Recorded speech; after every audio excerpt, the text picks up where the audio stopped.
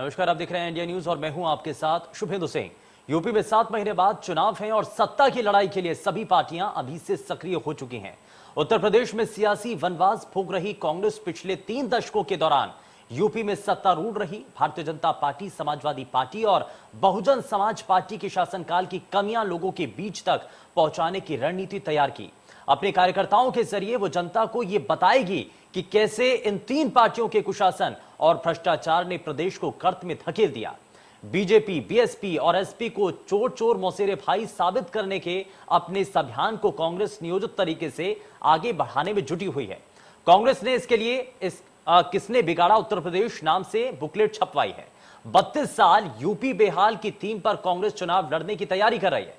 लेकिन ऐसे में बड़ा सवाल, क्या बुकलेट के जरिए सत्ता हासिल कर पाएगी कांग्रेस? क्या है कांग्रेस का रोड मैप? यूपी में किसके चेहरे पर चुनाव लड़ने जा रही है कांग्रेस? ये ऐसे कई बड़े सवाल हैं जो कि मौजूदा वक्त में प्रदेश की सियासत में उबाल मार रहे हैं।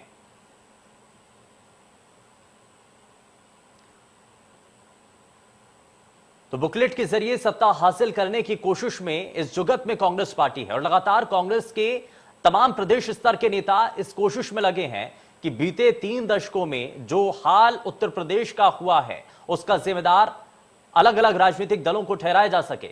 इसमें चाहे बीजेपी हो, बीएसपी हो या सपा हो, इन सभी को लेकर के सवाल यहां पर उठाए जा रहे हैं और इसीलिए यह बार बार कहा जा रहा है कि प्रदेश में अगर अपराध बढ़ा तो किसकी इसमें शह थी।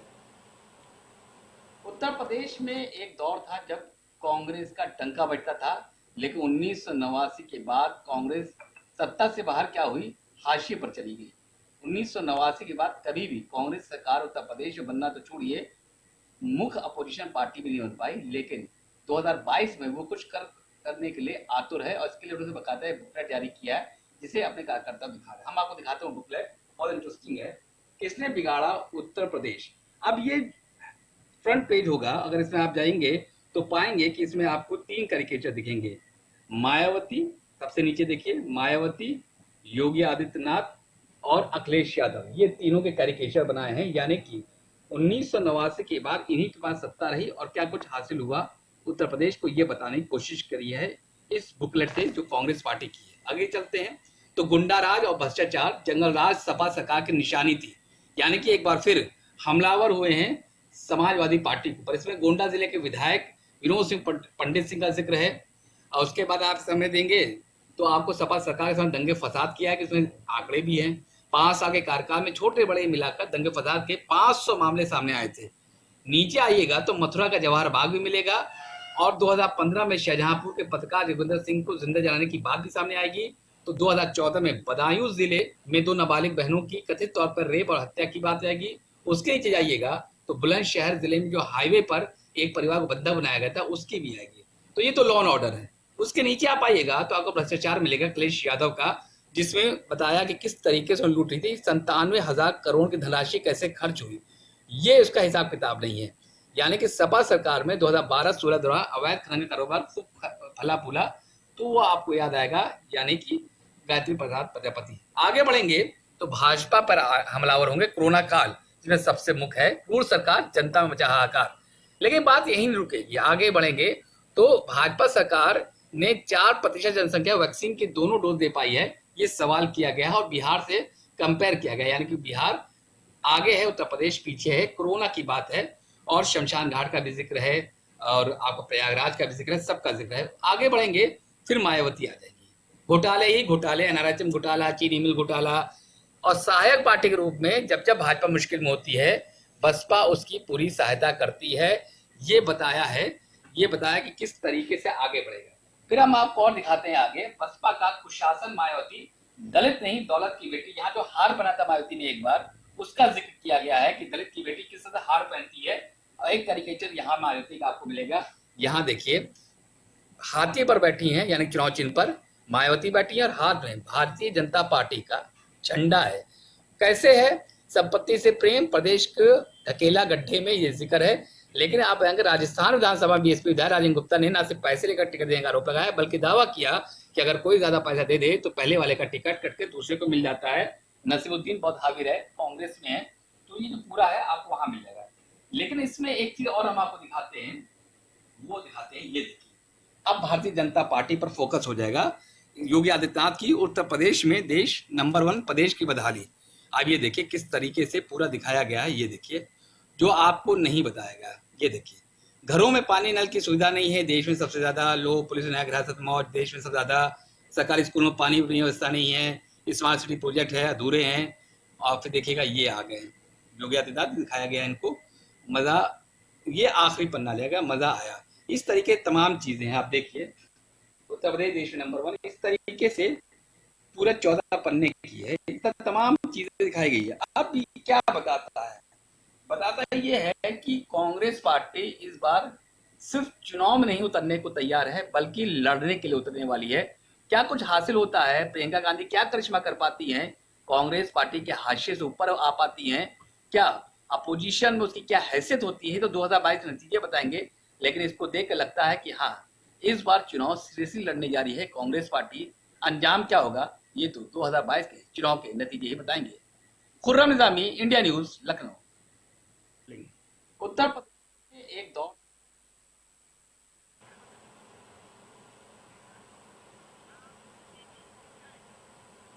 तो रिपोर्ट आपको दिखाई है, लेकिन साथ ही साथ आपको बताएं कि यूपी में जिस तरीके की चीजें देखने को मिल रही हैं, मौजूदा वक्त में कांग्रेस पार्टी अब पूरी तरीके से ताकत इसमें झोंक देना चाहती है। और सवाल इसी को लेकर के उठ रहे हैं कि बुकलेट के जरिए क्या सियासत पाने की कोशिश है कांग्रेस की, और कांग्रेस के बुकलेट आने के बाद सियासत अब तेज हो चुकी है।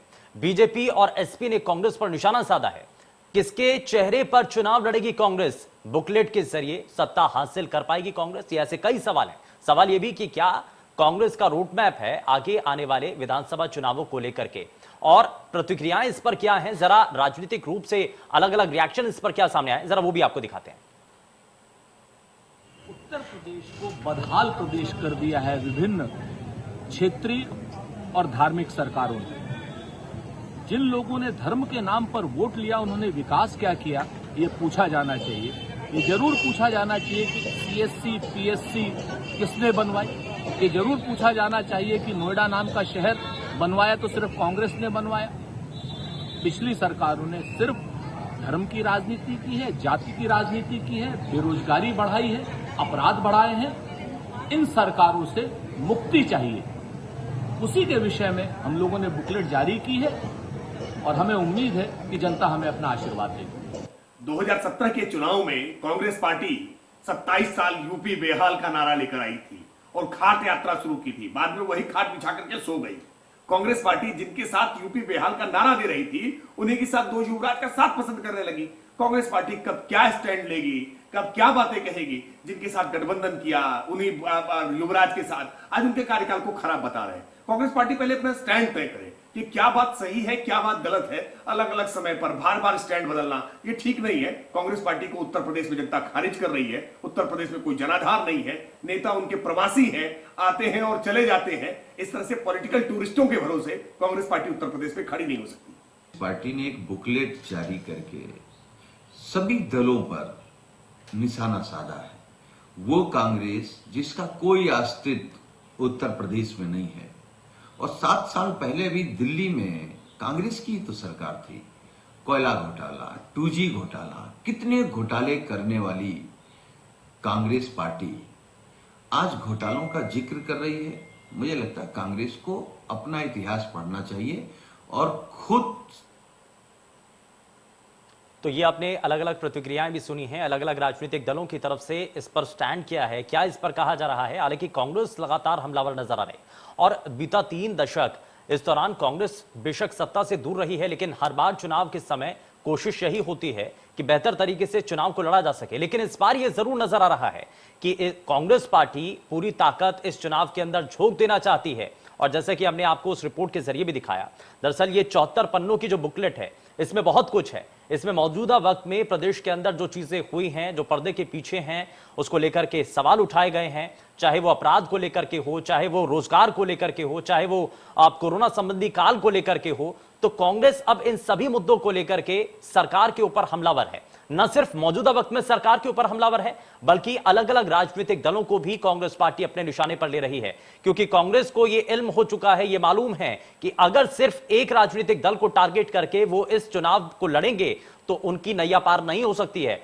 और इसीलिए वो सभी राजनीतिक दलों को इस वक्त अपने निशाने पर ले रहे हैं। इसमें चाहे वो बसपा सुप्रीमो मायावती हो, चाहे वो समाजवादी पार्टी हो, चाहे भारतीय जनता पार्टी जिसकी मौजूदा वक्त में आज प्रदेश के अंदर सरकार है। तो इसीलिए लगातार कांग्रेस पार्टी इस कोशिश में है कि सभी राजनीतिक दलों को निशाने पर लिया जा सके और 3 दशक में मौजूदा वक्त से लेकर के और इससे पहले तक के कार्यकाल में जितनी भी सरकारें बदली हैं, अलग अलग राजनीतिक दल जब सत्ता पर काबिज हुए तो प्रदेश के अंदर कितना परिवर्तन लेकर के आ पाए, इन सभी चीजों को लेकर के सवाल पूछे जा रहे हैं। और इसीलिए इस बुकलेट के जरिए कांग्रेस पार्टी अब अलग अलग राजनीतिक दलों को अपने निशाने पर लेकर के सवाल पूछ रही है। और चलिए जरा इस पूरे कार्यक्रम को आगे बढ़ाते हैं। कुछ खास मेहमान हमारे साथ कार्यक्रम में जुड़ चुके हैं। सबसे पहले तारुफ आपका उनसे करवा देते हैं। भारतीय जनता पार्टी से प्रवक्ता प्रशांत वशिष्ठ हमारे साथ कार्यक्रम में जुड़ चुके हैं।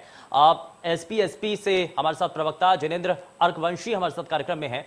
वरिष्ठ पत्रकार जनार्दन मिश्रा हमारे साथ कार्यक्रम में जुड़ चुके हैं। समाजवादी पार्टी से प्रवक्ता अभिषेक राय हमारे साथ कार्यक्रम में हैं और कांग्रेस पार्टी से प्रवक्ता ब्रिजेंद्र सिंह हमारे साथ कार्यक्रम में जुड़ चुके हैं। सभी का बहुत स्वागत है कार्यक्रम में। लेकिन मैं शुरुआत ब्रिजेंद्र जी आपसे करना चाह रहा हूं। कांग्रेस पार्टी 74 पन्नों के इस बुकलेट के जरिए क्या बताना चाह रही है? ये जो 3 दशक हैं, ये छटपटाहट कांग्रेस की है या फिर इन 3 दशकों के अंदर अलग अलग राजनीतिक दल जो सत्ता पर काबिज हुए उनकी नाकामियां हैं? मैं सबसे पहले आपका आभार व्यक्त करता हूं कि आपने जनता के मुद्दे को डिबेट में रखा। कांग्रेस पार्टी लगातार 2019 के चुनाव के बाद से हम जनता के बीच में हैं और आपने देखा होगा उत्तर प्रदेश में जितनी भी घटनाएं हुई, चाहे वो उम्मा का नरसंहार हुआ हो या ऊंचाहार में 5 ब्राह्मणों को जिंदा फूंक देने की घटना रही हो, हाथरस रहा हो, लखीमपुर रहा हो, उन्नाव रहा हो, या आजमगढ़ में अभी एक दलित परिवार का घर बुलडोजर से ध्वस्त कर दिया पुलिस ने केवल इसलिए कि सरकार के लोग ऐसा चाहते थे, या किसानों की समस्या रही हो। तो सारे इशू पर जब हम जनता के बीच में जा रहे थे तो जनता हमसे एक ही मांग कर रही थी कि कांग्रेस को अगर उत्तर प्रदेश में विकल्प बनना है तो इन सारी पॉलिटिकल पार्टियों ने जिन्होंने जात के नाम पर, धर्म के नाम पर पार्शियलिटी पक्षपात करके उत्तर प्रदेश को गर्त में ढकेला है, सबके खिलाफ एक निर्णायक लड़ाई लड़ना होगा। और अभी मैं बाइट सुन रहा था भारतीय जनता पार्टी के प्रवक्ता की कि हमने 17 में ऐसा किया और हम अब ऐसा कर रहे हैं। 17 में हमारी पार्टी का वो फैसला हमारे लिए ब्लंडर साबित हुआ और उसका परिणाम दंड जनता ने हमें दिया। कांग्रेस पार्टी 27 साल यूपी बेहाल के जिस नारे के साथ जनता के बीच में जा रही थी, मुझे उस पर स्टैंड करना चाहिए था और हमारी गलती थी, चाहे राजनीति को समझने की गलती कहिए या जो भी कहिए, उसका दंड जनता ने हमें दिया। इस बार तो कोई गलती नहीं हो रही जी, इस बार कोई नहीं, गलती से सीखा जाता है। कांग्रेस पार्टी 137 साल पुरानी पार्टी है और गलती करना होना मानव स्वभाव है। हमसे गलती हुई, उन गलतियों को 2017 में गलती हुई थी, आप ये मान रहे हैं? बिल्कुल नहीं, मैंने कई बार डिबेट में कहा, पहली बार नहीं मान रहा हूं। मैं अकेला आदमी हूं। आदरणीय प्रियंका जी जब 19 में हम लोगों की मीटिंग ले रही थी तो हमने यही बात कहा कि हमें अकेले लड़ना चाहिए। तो उन्होंने कहा कि हम चुनाव जीत जाएंगे। ठीक है। तो हमने कहा चुनाव जीतेंगे या नहीं जीतेंगे ये नहीं कहता, लेकिन हमें भरोसा जीतना होगा पहले उत्तर प्रदेश की जनता का कि हमें अकेले लड़के। चलिए, इसमें कहीं जल्दबाजी कर दी थी, इसमें कहीं जल्दबाजी हो चुकी थी और इस बात को अब कांग्रेस पार्टी समझ भी चुकी है और इसीलिए अकेले मैदान में है। मैं जरा जल्दी से रिएक्शन ले लेता हूं। अभिषेक राय जी, 2017 में जो हुआ वो गलती थी, आप तो उसको दोस्ती मान रहे थे, लेकिन कांग्रेस पार्टी के प्रवक्ता अब इसको गलती मान रहे हैं। शुभेंद्र जी, देखे इसके बारे में हमारे राष्ट्रीय अध्यक्ष जी ने बहुत साफ साफ कह दिया कि गलती किसकी तरफ से थी। हमारे राष्ट्रीय अध्यक्ष जी ने बता दिया कि चाहे 2017 का हमारा गठबंधन रहा हो, चाहे 2019 का, दोनों के अनुभव हमारे अच्छे नहीं थे। इसीलिए इस बार समाजवादी पार्टी छोटे दलों के साथ समझौता करने की बात कर रही है, बड़े दलों के साथ तो समझौता नहीं करेगी। रही बात कांग्रेस की, वो भी एक दल है और उत्तर प्रदेश में लोकतंत्र का सबसे बड़ा उत्सव होने वाला है, तो वो अपनी क्या बुकलेट निकाल रहे हैं, क्या कर रहे हैं, इसका जवाब वो ज्यादा बेहतर दे सकते हैं। रही बात कि उस बुकलेट में उन्होंने क्या लिखा, देखिए हम नहीं अभिषेक जी, इसमें इस बुकलेट के अंदर ये कह देना कि सिर्फ कांग्रेस पार्टी का इसमें आंतरिक मामला है, क्योंकि इस बुकलेट के अंदर आपके कार्यकाल को लेकर के, समाजवादी पार्टी को लेकर के सवाल उठाए गए हैं, आपके राज को लेकर के सवाल उठाए गए हैं। शुभेंद्र जी, देखिए ना, 2017 में आए थे ना हमसे गठबंधन करने, तब क्या उस समय हमारे हम ये भूल के आए थे? आज देखिए, आज इनको पता है जमीन इनकी खिसक गई है, ये केंद्रीय दल है, और चाहे लोकसभा में हो चाहे राज्यसभा में हो, इनकी संख्या घटती चली जा रही है। उत्तर प्रदेश विधानसभा देख लें, अभी पंचायत चुनाव में आप देख लें, जनता ने बता दिया कि वो किसके साथ है। समाजवादी पार्टी नंबर 1 पार्टी रही है उत्तर प्रदेश में। तो उत्तर प्रदेश की जनता बहुत अपनी समझदार है। बुकलेट के अंदर उन्होंने कहा कि आपने जाति की राजनीति की है, आपने जातिगत राजनीति की है। उन्होंने अपनी बुकलेट के अंदर यही, जैसे बच्चों के लिए पहले हम लोग जब छोटे होते थे तो एक कॉमिक्स आती थी, चाहे राज कॉमिक्स के लिए, चाहे वो, उसमें पढ़ के लोग बड़े मजे की चीज आई है, ये कॉमिक्स की तरह है चीजें। ठीक है, और भी मेहमान है, मैं जरा उनसे भी रिएक्शन लूंगा, लेकिन यहां एक नजर अब तक की सुर्खियों पर। प्रवक्ता से इस पर रिएक्शन लेना चाहता हूं। मैं जरा जल्दी से आपसे जानना चाह रहा हूं कि अब इस बुकलेट के जरिए, ये दरअसल 74 पन्नों की जो बुकलेट है, इसमें ना सिर्फ समाजवादी पार्टी, इसमें बसपा को लेकर के, बल्कि भारतीय जनता पार्टी के मौजूदा वक्त के शासन को लेकर के भी सवाल उठाए गए हैं। कोरोना से लेकर के रोजगार तक सभी चीजों पर प्रश्न चिन्ह लगाए गए हैं। जवाब दीजिए सर। देखिए, 65 साल भारत बेहाल करने वाले 32 साल यूपी बेहाल की बात करते हैं। 65 साल भारत क्यों बेहाल रहा और 32 साल वो क्यों सत्ता से बाहर रहे, इस पर आत्मचिंतन करने की बजाय वो जनता के दिए हुए निर्णय पर क्वेश्चन उठा रहे हैं, उसकी हंसी उड़ा रहे हैं, उसको कटघरे में खड़ा कर रहे हैं। तो उन्हें आत्मचिंतन करना चाहिए कि 32 वर्ष तक जनता ने क्यों उनको सत्ता से बाहर रखा और क्यों वो 400 से 44 पर आए और 44 पे 4 की तरफ जाने की तैयारी में अब वो हैं। क्योंकि वो काम नहीं कर रहे, केवल बातें कर रहे हैं। केवल बातों से जो सत्ता प्राप्त करने के लिए या सत्ता में रहने के लिए कोशिश करनी पड़ती है।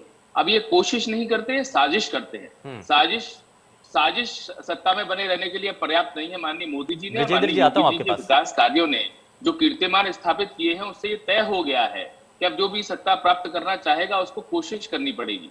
अब साजिशों से काम चलने वाला नहीं है। वो समय चला गया जब लोगों को कह के, मतलब तब तक लोगों को बेवकूफ बनाएंगे कि प्रियंका गांधी जी की नाक जो है वो इंदिरा जी से मिलती है, राहुल जी की राजीव गांधी जी से मिलती है। ये सब बातों का अब समय बचा नहीं है। अब काम करना पड़ेगा, इन्हें सड़क पर आना पड़ेगा। और वो क्या लिख रहे हैं उसकी जवाब तो जनता उनको निरंतर दे रही है। ठीक है, जरा जल्दी से रिएक्शन विजय। मैं भारतीय जनता पार्टी के अपने मित्र प्रवक्ता से जानना चाहता हूं कि अगर 60 साल में मैंने कुछ किया नहीं तो बेच क्या रहे हैं आदरणीय मोदी जी? रोज क्या बेच के खा रहे हैं? हमारा किया हुआ जो कुछ भी बताने लायक हिंदुस्तान में दिखाने लायक है, सब कुछ हमारा ही किया हुआ है, जिसे आप बेच करके खा रहे हैं। लाल किला हो, हवाई अड्डा हो, पाइपलाइन हो, जो भी आप बेच रहे हैं वो सब हमारा ही बनाया हुआ है। तो आप सेखी बघाड़ने के बजाय काम करिए। जो आप कह रहे हैं काम करने का ही वक्त है, तो काम आप कर रहे हैं कि गोरखपुर में जिस लड़की के पिता की हत्या की जा रही थी, उसका वीडियो बनाने में उस लड़की को ही मार डाला गया। मुख्यमंत्री के गृह जनपद गोरखपुर में 8 पानी भरा हुआ है। यही काम कर रहे हैं आप ना। ठीक है, ठीक है सर, मैं बड़ा जल्दी से जवाब ले लेता हूँ। बाकी मेहमान भी हमारे साथ बने हुए हैं। ठीक है, ठीक है, प्रशांत जी जरा काउंटर कीजिए। उसके बाद मैं जनेंद्र जी को भी चर्चा में शामिल करता हूँ। जनार्दन जी लगातार इंतजार कर रहे हैं। मैं आता हूँ सर आपके पास। मित्र विजयन जी को कहना चाहता हूँ, देखिए, चिल्लाने से सच बदल नहीं जाएगा। मैं बोला नहीं ना बीच में आप। मैं भी नहीं बीच में बोला, आप चिल्ला रहे हैं। सुन लीजिए, उत्तर प्रदेश भारत में 6 या 7वें नंबर की अर्थव्यवस्था था। आज उत्तर प्रदेश पिछले 4 वर्षों में, 4.5 वर्षों के शासनकाल में नंबर 2 की अर्थव्यवस्था है। हैसियत नहीं छोड़ा है उत्तर प्रदेश में। आपने सेखी मत बघाड़िए, सेखी मत बघाड़िए। अरे बात क्या कर रहे हैं आप? आपके बीच में जाइए लोग, सुनिए आपकी इन बातों के कारण ही जनता 4 तक आएगी। 4 तक। अरे राहुल गांधी जी क्यों हार गए? अमेठी में क्यों हार गए? क्यों उन्हें भगा दिया गया अमेठी से हराकर? क्यों हारे अमेठी से? आप बताइए, इतना सच आप बोलते हैं तो जनता क्यों आपको सत्ता? चलिए ठीक है, मैं थोड़ा सा आगे बढ़ता हूँ सर। ठीक है, प्रशांत जी और ब्रजेंद्र जी, ठीक है, ठीक है सर, थोड़ा सा आगे जनेंद्र जी को भी जरा मैं चर्चा में शामिल कर रहा हूँ। जनेंद्र जी ठीक है सर, ठीक है ठीक है सर। प्रशांत जी ठीक है। ब्रिजेंद्र जी, ब्रिजेंद्र जी ठीक है, थोड़ा संयमित होकर संयम, ठीक है सर, ठीक है। एक मिनट जी, मेरा सवाल ये है कि अब ऐसे में जो प्रदेश स्तर के राजनीतिक दल हैं, अब ये 2017 के बाद सबक लिया जा चुका है कि आगे किसी भी समाजवादी पार्टी गठबंधन करना चाहती है, तो ऐसे में जो बाकी और प्रदेश स्तर के दल हैं, क्या उनकी तरफ से सहमति है इसमें? साथ आ पाएंगे वो, एक साथ आकर के चुनाव लड़ पाएंगे वो? जनेंद्र जी, ठीक है। विजेंद्र जी और प्रशांत जी एक मिनट जरा सुनिए, ठीक है। जनेंद्र जी सवाल दोबारा से दोहरा दीजिए। जनेंद्र जी, मेरा सवाल यह है कि अब चाहे समाजवादी पार्टी हो या दूसरे राजनीतिक दल हो, किसी बड़े राष्ट्रीय दल के साथ गठबंधन करने के इच्छुक नहीं है, यह भी साफ भी किया जा चुका है। तो ऐसे में जो और प्रदेश स्तर के दल हैं, क्या वो एक साथ आकर के, क्योंकि अब राष्ट्रीय स्तर पर भी देखा जा रहा है कि अलग अलग विपक्षी खेमा एक साथ आकर के एक मंच बना रहा है, तो प्रदेश के अंदर भी क्या भारतीय जनता पार्टी को हराने के लिए या उसकी स्ट्रैटेजी को कमजोर करने के लिए अपनी तरफ से कुछ कोशिशें भी हैं? जी बिल्कुल। यहाँ पे मैं 2-3 चीजें पहले क्लियर कर दूं। जो एक तो बुकलेट जारी की है, तो उसमें कहीं ना कहीं कांग्रेस को ही सोचना पड़ेगा कि उनको बुकलेट जारी जो की है, बाकी 3 पार्टियों पे तो कह दिए, कम से कम अपना भी कच्चा चिट्ठा खोल देती कि उसे 2014 में सत्ता से क्यों बाहर किया गया था केंद्र में, और यहाँ उत्तर प्रदेश में 1989 के बाद से एक भी बार मौका क्यों नहीं दिया जनता ने। तो ये उसमें डाल देना चाहिए था बुकलेट में, और या फिर यही बता देना चाहिए था कि वो ऐसा क्या लाना चाहती है उत्तर प्रदेश की राजनीति में जिससे कि लोगों का भला होगा। क्योंकि पिछले 2 चुनाव में, चाहे लोकसभा चुनाव हो चाहे विधानसभा चुनाव हो, दोनों में देख चुके हैं 105 में से 7 सीटें विधानसभा चुनावों में आई और 1 सीट लोकसभा चुनावों में आई थी। जनता ने उस पर भरोसा कभी किया ही नहीं पिछले 32 साल में। और रही बात छोटे दलों की, तो अब कोई छोटा बड़ा दल नहीं है। देखिए, वोट परसेंटेज अगर आप देखने जाएंगे तो सभी का अपना अपना कुछ ना कुछ विशेष वोट बैंक बन गया है आज की डेट में। काम जो है वो तो ना भाजपा ने किया, ना सपा ने, ना बसपा ने, और काम करने को कहने के लिए तीनों ने ही किया है। कांग्रेस ने भी किया 60 साल, लेकिन यहाँ पे जनता जो देखती है वो किसने ज्यादा बेहतर किया, या जब जो सरकार सत्ता में होती है तो उसने क्या घोषणा पत्र में वादे किए थे, तो उनको पूरा कितने अंकों के साथ किया। मान लीजिए 100 अंक देना चाह रही है जनता, तो जनता अगर उसको 30 ही अंक दे रही है तो वो दूसरा विकल्प चुनती है। इसका मतलब ये नहीं होता कि कोई पार्टी खराब या अच्छी है। हाँ, पार्टी की सभी की नीतियां अलग होती हैं और उनका अपना घोषणा पत्र होता है कि उनका फोकस किस चीज पर रहेगा। चाहे जैसे भाजपा ने जो अपना फोकस किया वो हिंदू, मुसलमान और मंदिर मस्जिद की राजनीति पे किया सर? लोगों को लगा कि आपने किस पे किया? हमने विकास के ऊपर किया। पिछड़ा वर्ग है उसमें सामाजिक न्याय समिति की रिपोर्ट, चलिए इस पर भी मैं जवाब ले लूंगा, इस पर भी मैं रिएक्शन लूंगा। लेकिन जनार्दन जी, इस बुकलेट के जरिए 74 पन्नों के ये जो बुकलेट जारी की गई है, अलग अलग राजनीतिक दलों के ऊपर निशाना साधा गया। मेरा सवाल यह है कि इस बुकलेट के जरिए क्या कांग्रेस पार्टी जो मास्टर स्ट्रोक खेलना चाह रही है, क्या वो हो पाएगा? संभव ऐसा नजर आता है क्या? लेकिन इस बार ये तो नजर आ रहा है कि पूरी ताकत जरूर लगा रही है कांग्रेस। बिल्कुल।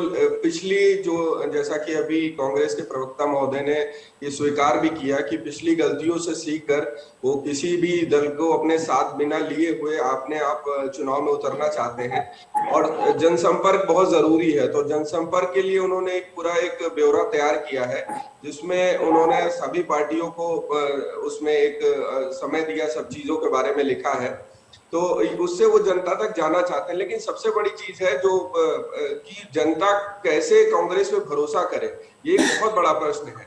जो कार्यकर्ता जा रहे हैं वो भी, उनको भी पूछते हैं लोग कि कैसे आपके नेता, आपके लोग जो हैं उन पर कैसे भरोसा किया जाए। तो कांग्रेस आरोप लगाकर या चीजों को उस तरह से दिखाकर कैसे अपने को पैठ बनाएगी, बड़ा प्रश्न बनता है। बिल्कुल। ब्रिजेंद्र जी, जरा इस पर जवाब दीजिए। और साथ ही साथ सवाल ये भी कि अगर आप मान रहे हैं कि 2017 में आपकी गलतियां थी, तो आप अगर उन चीजों को, पहले आपने जो गलतियां की थी, आज अगर उसी को काउंटर कर रहे हैं, तो सवाल तो आपसे जनता भी पूछेगी ना कि आपने उस वक्त, आपने मान लिया आज के पहले हमने गलतियां की थी, हो सकता है कि आने वाले समय में आप ये मान ले कि आज भी आप गलती कर रहे हैं। ये जनता सवाल पूछे, लोकतंत्र में सबसे सुंदर समय होगा। अभी हम लोग 3 दिन लगातार 75 घंटे जनता के बीच में, हमारे 90,000 कार्यकर्ता थे, मैं भी एक ग्राम पंचायत में था जो बीजेपी का गढ़ था। तो सवाल किससे पूछेंगे? चुनाव शुरू होने दीजिए, लोगों को मालूम हो जाएगा। पूरी रात भर लोगों को अपनी फसल रखाना पड़ रहा है। हवाई चप्पल बनियान खरीदने की हैसियत नहीं बची है उत्तर प्रदेश के लोगों की। 1.5 करोड़ से ऊपर लोग बच्चे की फीस नहीं जमा कर पा रहे हैं। परिणाम स्वरूप 3,60,000 वित्त विहीन टीचरों को वेतन नहीं मिल रहा है। तो और आप देखिए, बेटी की हत्या गोरखपुर में, बनारस और गोरखपुर जैसे शहर में 8 फुट जो है प्राइम लोकेशन की कॉलोनियों में पानी का भरा होना, तो ये जो जंगल राज है, सवाल किससे पूछेंगे? जनता के बीच में जाएंगे तब तो पता चलेगा। और विश्वसनीयता कैसे साबित करना है?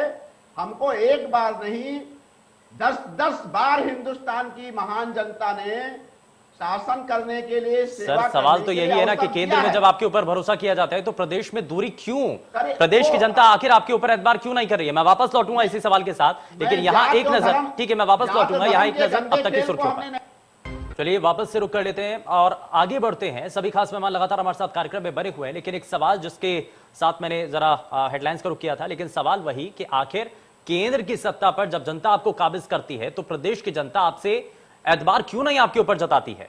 ब्रजेंद्र जी जवाब दीजिए, फिर उसके बाद मैं आगे बढ़ता हूं। देखिए ऐसा है कि जो उत्तर प्रदेश में 90 के बाद राजनीति में चेंज आया जात और धर्म का, कांग्रेस पार्टी चूंकि सर्व समाज की पार्टी थी, हमने देश आजाद कराया था और हम 125 करोड़ के मुल्क को एक भारत समझते थे और हम टुकड़े टुकड़े में बांट करके राजनीति नहीं कर पाए, तो उसका हमें खामियाजा भुगतना पड़ा।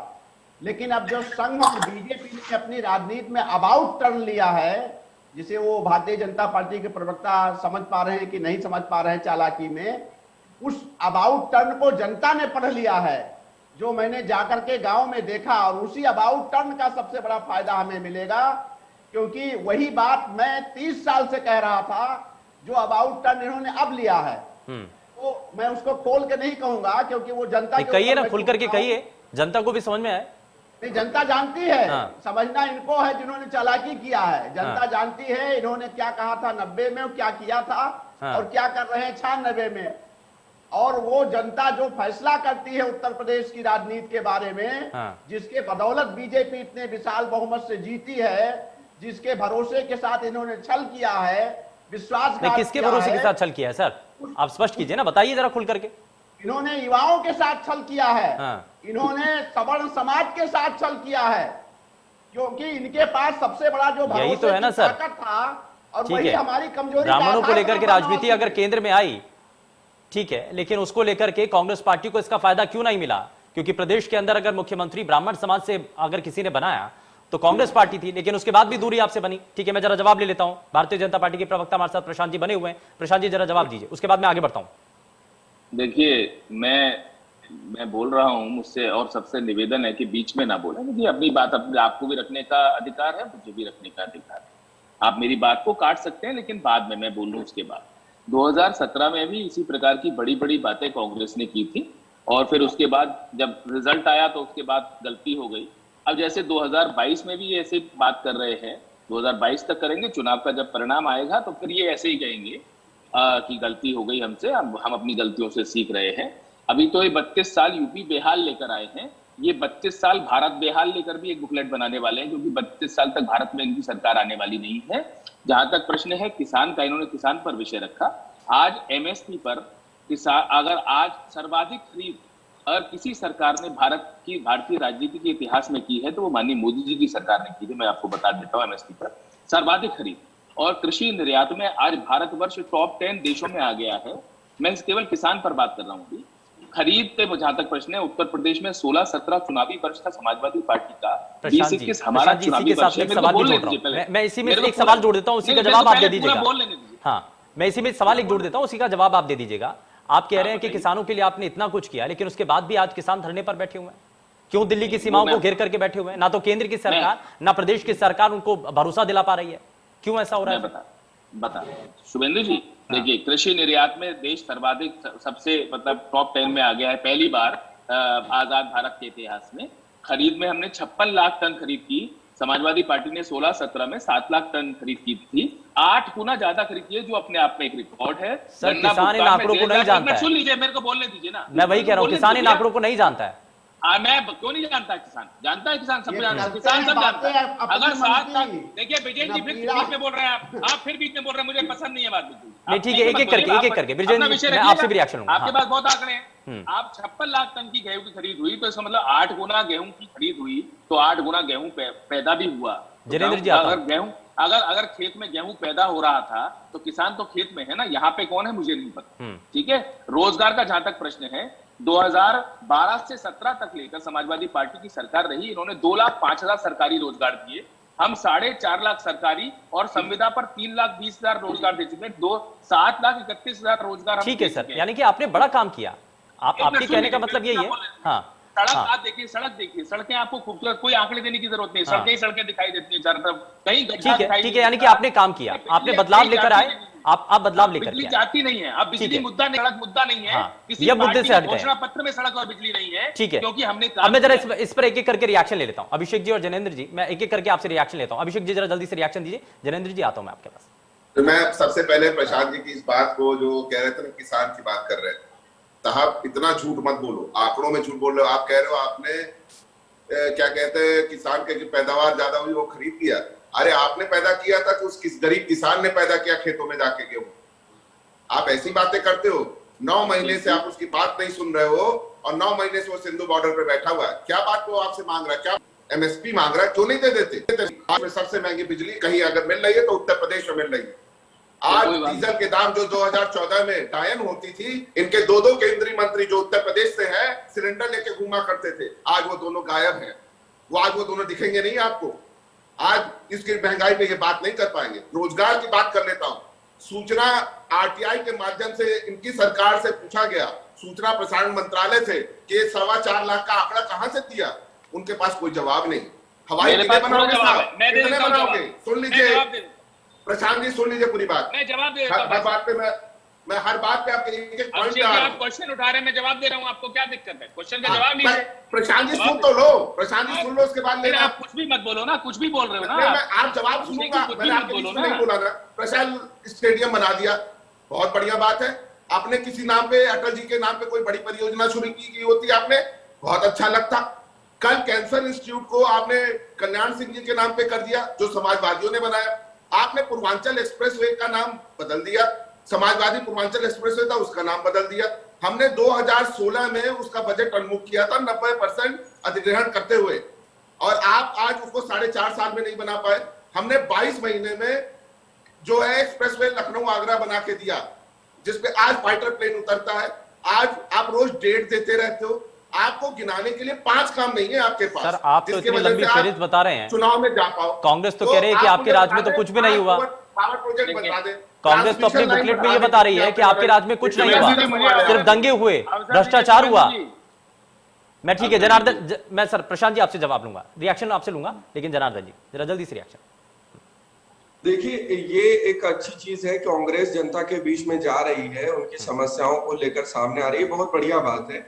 और कांग्रेस और हर राजनीतिक पार्टी कोशिश कर रही है कि उसकी सत्ता में अपनी काबिज रहे और उसमें वापसी हो। लेकिन चीजें, सबसे बड़ी बात है कि जनता को भरोसा होना चाहिए, जनता का भरोसा जीतना है, और वो चीजें आरोप और प्रत्यारोप के माध्यम से नहीं हो सकती। आपने 74 पेजेस की एक बुकलेट जारी की, जिसमें आपने आरोप लगाए, आपने चीजों को रखा, सामने रखा, लेकिन आपके ऊपर जनता कैसे भरोसा करे, इस पर भी चिंतन हो। कांग्रेस की जो अपनी स्थिति है, जनता आपको वोट देती है, आपके पास मुख्यमंत्री का चेहरा कौन है? आपके बड़े नेता सिर्फ कितनी बार उत्तर प्रदेश में भ्रमण करते हैं, कितनी बार आते हैं? अभी ब्रजेश जी ने एक बात कही, अगर आप इसी डिबेट में इन्होंने एक बात रखी कि प्रियंका गांधी जी को पिछले चुनाव में उन्होंने सुझाव दिया था कि ये हमारी गलती होगी कि हम कोई भी अलायंस करें या किसी के साथ समझौता करें, और प्रियंका गांधी जी ने अपने कार्यकर्ताओं की बात को मना कर दिया। तो ये चीज तो खुली अभी डिबेट में ये बात बोले। दूसरी चीज जो ये है कि जो भी उनका राहुल गांधी जी ने अमेठी में उन्होंने चुनाव वो हार गए, लेकिन चुनाव हारना उनकी राजनीति का अंत नहीं है। हारने के बाद कितनी बार वो अमेठी गए? बिल्कुल। ठीक है, वो तो छोड़ करके वहां से चले गए। ठीक है जनेंद्र जी। एकदम छोड़ के चले गए, वापस उत्तर प्रदेश की तरफ रुख नहीं किया उन्होंने। हाँ जनेंद्र जी शुभेंदु भाई ब्रजेंद्र मुझे जी, मैं थोड़ा आपसे सा रिएक्शन टाइम लूंगा। दीजिएगा, हाँ। क्योंकि जितने पॉइंट भाजपा के प्रवक्ता ने बताए मैं उन्हीं को बताना चाहता हूँ। इन्होंने पहली बात की खरीद की, मैं अभी जस्ट पिछले महीने का ही बता देता हूँ कि गेहूं जो खरीद हुई थी कुल उपज का केवल 15% खरीद हुई थी, 15 से 15.5%। बिहार और वो हरियाणा और पंजाब में कुल उपज का 80 से 90% खरीद होती है। पहला अरे point ये समाजवादी गलत है। पार्टी की सरकार में कितनी खरीद अरे हुई? भैया कि हमने वो बता इतना दीजिए ना। कर दिया, उन्होंने अरे इतना कितने नहीं बड़े किया। समाजवादियों से लड़ लो ना प्रशांत जी। आप फिर क्यों डंका पीटते हैं? हमने आप दुनिया में जब सबसे सरकार ज्यादा में- बड़े आप पार्टी जब खड़ी की सरकार में है, हमारे हमने साथ दुनिया में सबसे ज्यादा खरीद की है। आप जब सरकार आप में हमारे साथ परसेंटेज में शामिल बताइए थे, ना, तब कितनी आप खरीद खरीद तो हुई थी? सबसे ज्यादा अरे करेंगे भाई, ही। आप यहाँ हमारे की साथ सबसे समाजवादी ज्यादा पार्टी किसान की आबादी सरकार जो में है कितनी खरीद वो हुई थी? सबसे ज्यादा उत्तर समाजवादी प्रदेश की है, इतना पूरे खाते देश हम में। उतना तो खरीद तो करेंगे ही। आप बीच में मत बोलिए। काटेंगे। ये बताइए। नहीं ठीक है, एक एक करके सर, एक एक करके। बात सुन लीजिए। प्रशांत जी अभिषेक जी भारत एक देश की राजनीति के इतिहास में सर्वाधिक खरीद भाजपा ने की है। आप भाजपा पहले बात सरकार ने की सुनिए। है सर्वाधिक खरीद। भाजपा पांच सरकार ने साल सर्वाधिक में खरीद। ठीक है प्रशांत जी, बात तो सुनिए आप पूरी। प्रशांत अभी वशिष्ठ तो जी मैंने एक मिनट पहले जरा ही सुनिए point बोला सुनिए, है। आपको मैं मौका अभी दूंगा। तो पहले ही बोला है। हाँ, ठीक है पश्चिमी उत्तर जनेंद्र प्रदेश के गन्ना किसानों का 10,500 करोड़ के लगभग रुपया बकाया है। उनकी हालत ये हो गई है कि उन्हें अब ना तो कहीं मंडियों में कहीं कर्ज मिल रहा है, ना जानने वालों से कर्ज मिल रहा है। इन्होंने दूसरी बात की रोजगार की। पूरे देश को पता है कोरोना काल में 12 करोड़ नौकरियां गईं, और जिनकी नौकरियां भी मिली तो उनकी सैलरी कम हो गई। दूसरी चीज, जो फैक्ट्रियों में मजदूर काम कर रहे थे वो अपने गांव को लौट आए, उन्हें मनरेगा के अंतर्गत नौकरी मिली। मैं मानता हूं मनरेगा में 202 रुपया पर डे मिलता है, 180 दिन मिनिमम होता है उसमें।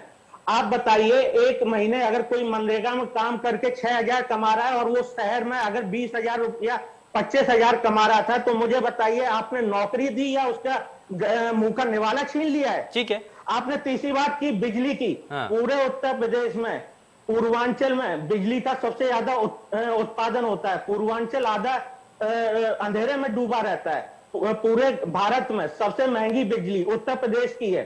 किस हिसाब से क्यों है सबसे ज्यादा महंगी? आप पड़ोसी देशों को फ्री में बांट सकते हैं, लेकिन अपने देश की जनता, अपने प्रदेश की जनता को आप।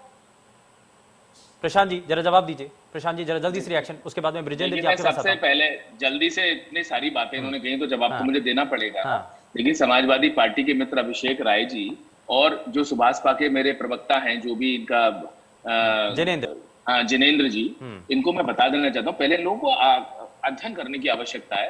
भारतवर्ष में सबसे महंगी बिजली महाराष्ट्र की हुई है, पहले ये समझ लीजिए, इसको चेक कर लीजिए। या तो आप राजनीति छोड़ दीजिएगा या मैं छोड़ दूंगा। दूसरा विषय है, दूसरे नंबर पे बिजली राजस्थान की महंगी है। अब ये कुछ भी बोलते हैं भाई, बिना आंकड़ों के, बिना जानकारी लिए हुए आप टीवी पर आकर बोल रहे हैं, ये अच्छी बात नहीं है। सबसे पहले तो उत्तर प्रदेश की बिजली सबसे महंगी नहीं है, मैं पहली बात तो यही काट देना चाहता हूँ। नंबर 2, एमएसपी पर सर्वाधिक खरीद करने वाली कोई सरकार अगर हुई है भारतीय राजनीति के इतिहास में, वो तो भाजपा की सरकार हुई है, चाहे वो केंद्र का विषय हो, चाहे वो उत्तर प्रदेश का विषय हो। गन्ना का बकाया का जहां तक प्रश्न है, गन्ना का बकाया में भी आज हमने रिकॉर्ड बना दिया गन्ना पेमेंट में। आपको पिछली सरकारों की तुलना में हमें ये नहीं कह रहा कि हम सब कुछ कर चुके हैं, अभी बहुत सारे सुधारों की आवश्यकता है, वो काम चल रहा है। हाँ। लेकिन अब तक की सरकारों से सबसे अच्छा काम हमारी सरकार कर रही है। मैं ये बताना चाहता हूं, केवल 4,000 करोड़ 2021 में बकाया बचा हुआ है, केवल 4,000 करोड़। हाँ। और लगभग 1 लाख करोड़ का हम पेमेंट कर चुके हैं, मतलब 1.5 लाख करोड़ का पेमेंट हमने पिछले उसमें किया है। हाँ।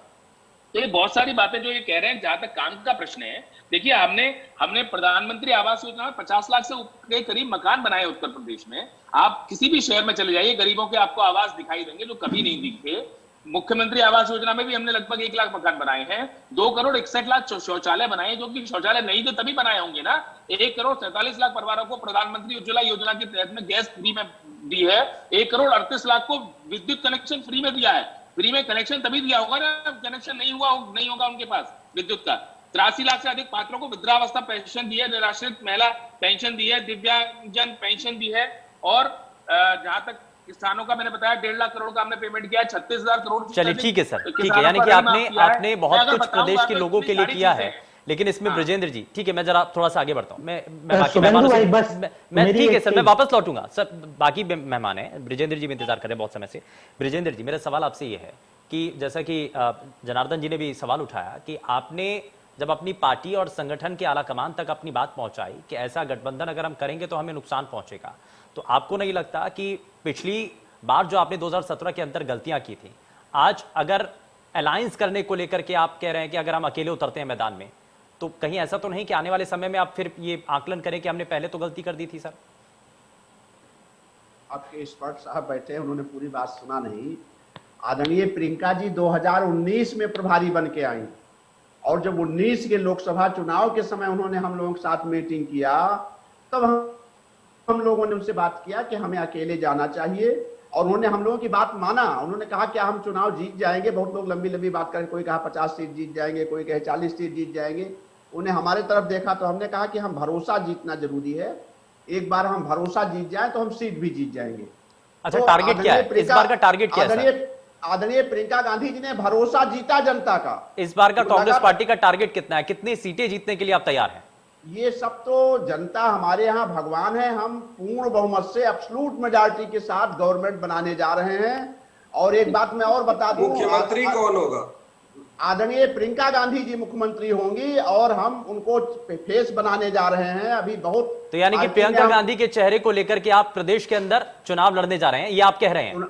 चुनाव लड़ने जा रहे हैं, और अभी तमाम और लोगों की भूमिका आने वाले दिनों में आपको दिखाई पड़ेगी, तय करने जा रहे हैं। बड़े बड़े जो हमारे चेहरे हैं कांग्रेस पार्टी में, विभिन्न जिम्मेदारियों के साथ जनता के बीच में उतरेंगे। और आदरणीय भारतीय जनता पार्टी के मित्र कह रहे थे कि बिजली के किसी के एजेंडे में नहीं है। हमारा स्लोगन है, किसान कर्ज पूरा हो माफ, बिजली बिल हाफ, और छुट्टा जानवरों से कराएंगे पूर्ण निजात। ये भी हमारा नारा है।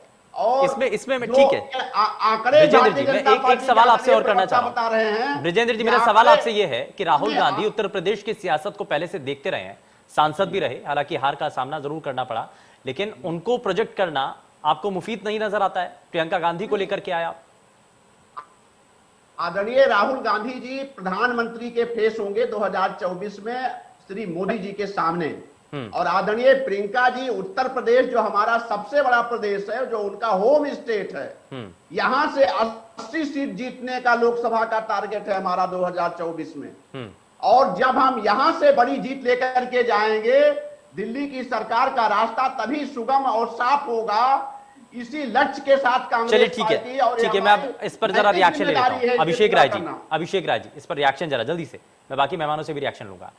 देखिए शुभेंदु जी, सबसे पहली बात तो जैसे भी प्रशांत जी कह रहे थे कि सबसे महंगी बिजली महाराष्ट्र में, इन्हीं का शासित जो है हरियाणा है, वहां पे सरकार ने 50 यूनिट तक। अरे भैया, सबसे महंगी बिजली कहाँ? अभी आप बिजली लगा रहे थे, तो उत्तर प्रदेश की जनता ने गलती कर दी है। अभी आप उत्तर प्रदेश बता रहे थे। नहीं, मैं प्रशांत जी की बात के जवाब दे रहा था। अभी आपने उत्तर प्रदेश की सबसे महंगी बिजली बताई थी, नहीं बताई थी? शुभेंदु जी, आप आपने बताई थी, नहीं बताई थी? आपको आंकड़े पता नहीं है? आप नेशनल, मैंने बिल्कुल बोला है, मैं अभी भी कह रहा हूँ। मैं अपने प्रशांत जी बात सुनना सीखिए, बात सुनना क्या सीखिए? सच्चाई से क्यों भागते हो भाई? आपने अभी बोला गलत कुछ नहीं बोल रहे हैं। आपका शासित हरियाणा, उत्तर प्रदेश से आपको 64 सांसद दिए और 325 विधायक दिए, तो उत्तर प्रदेश की गलती है ये? प्रशांत जी, उत्तर प्रदेश की गलती है कि सबसे महंगी बिजली है कि नहीं है हमारे किसानों को? आज डीजल के दाम कहाँ है? डीजल में नहीं उठाए, नहीं, ठीक है, ठीक है, सुनना सीखो, सुनना सीखो, जब तक सिखा देंगे सुनना।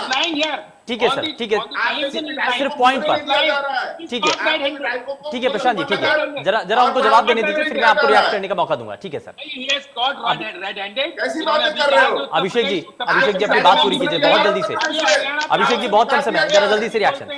पढ़ते आते नहीं है, अखिलेश जी को सोचना चाहिए किस प्रकार से प्रवक्ता को भेजना है। हम तो ये कहते हैं शुभेंद्र जी, अभिषेक जी, क्या आपको नजर आता है प्रियंका गांधी के नेतृत्व में कांग्रेस पार्टी प्रदेश के अंदर चुनाव लड़ने जा रही है? मजबूत करने का काम करती है, हमें लगता है ये इनकी हिडन टीम है। हाँ, ये इनकी हिडन टीम जैसा ये काम करते हैं, जहां भी मजबूती से लड़ने की बात करते हैं। ठीक है, दूसरी बात, हाँ, अगर ये महंगाई के मुद्दे पे बात नहीं कर सकते, ये रोजगार के मुद्दे पे भाजपा वाले बात नहीं कर सकते, तो ये किस चीज पे बात करेंगे? इन्हें चुनाव लड़ने जाना है, हमें भी लड़ना है, इन्हें जनता को जवाब देना पड़ेगा। ये सत्ता में है और जनता इनसे सत्ता में जब सवाल इनसे पूछेगी कि आपके लिए 2014 में महंगाई टाइम थी, आज महंगाई टाइम नहीं है, दाल के दाम बढ़ा दिए, सरसों के तेल के दाम